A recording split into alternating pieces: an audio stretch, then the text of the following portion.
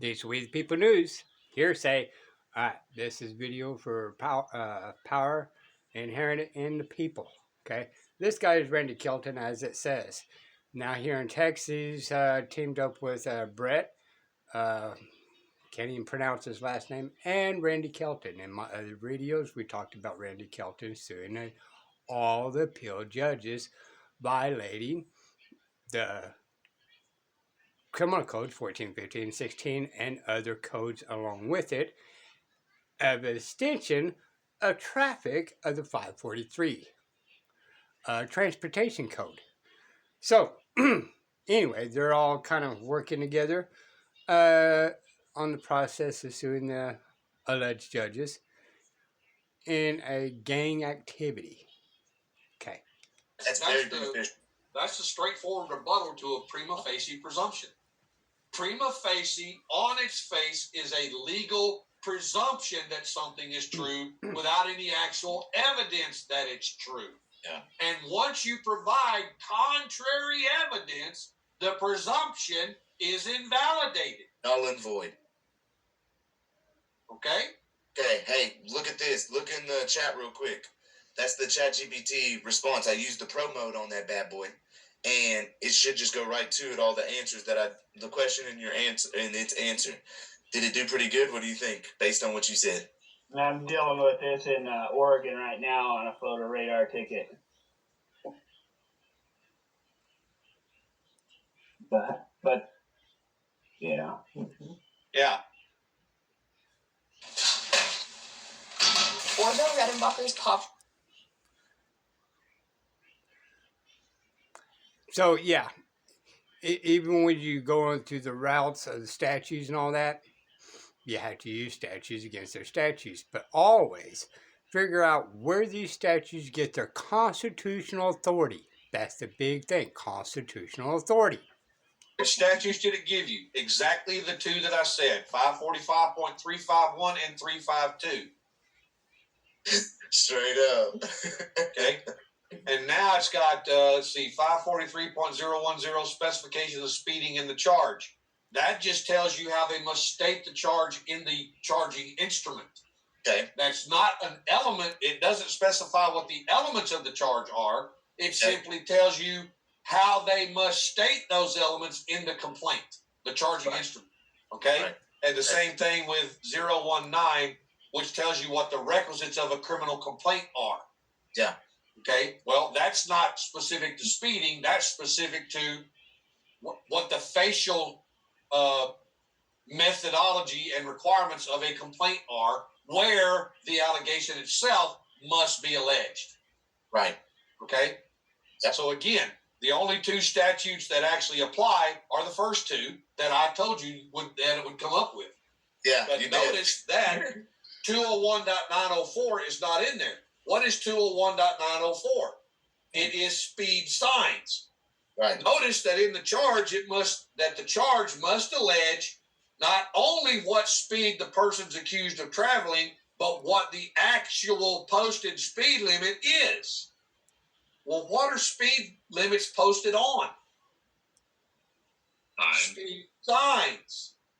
So what statute governs the applicability and purpose of speed signs? 201.904, the Texas Transportation Code does. And when you read it, it tells you that the purpose of a speed sign is to regulate the speed of commercial motor vehicles. Man, I even got it. And see, people argue about these things. But they always keep going by hearsay, right? And again, this video is hearsay. Look at the statutes. Look at the codes. All right? So the statute, allegedly, okay, I read it, but it's still hearsay. It's commercial. For commercial. It gives a specific list of the specific kinds of commercial motor vehicles it's talking about. Well, it'd be getting crazy too, because like I was just researching, for my federal suit, I'm researching into looking at their basic police manuals and training and what they have to learn already, And when I'm reading it, it says even if there's a suspended license, it still must be applicable to commercial vehicles. But yet they still just disregard it. It's like right there in their training, but they still disregard, man. So it's so wild to. But the point is that between those four statutes, it's very easy to prove that one, there's no such offense, and two, even if there were such an offense, it doesn't apply to me, and three, in order to even allege and prove the offense, you've got to put all of these elements from 545.351, 545.352, and 201.904 into the complaint in order to charge and prosecute me. And they never fucking do it. Telling you. They never do it. Procedures are. There you go, Texas. See if it's in the complaint, these numbers. All right? And again, look up the numbers, write it down, keep it on hand. All right? Because if they're not doing this correctly anyway, where's the probable cause? People, the key element is the probable cause. Even if there's alleged chemical usage in your pocket, they get you for speeding, the probable cause still does not exist according to the statutes. Everything. There has not been a single prosecution for the charge of speeding in Texas since the fucking statute was written. Ever. Ever. Nice. I love it, bro. Yo, Quentin, you better get your question in.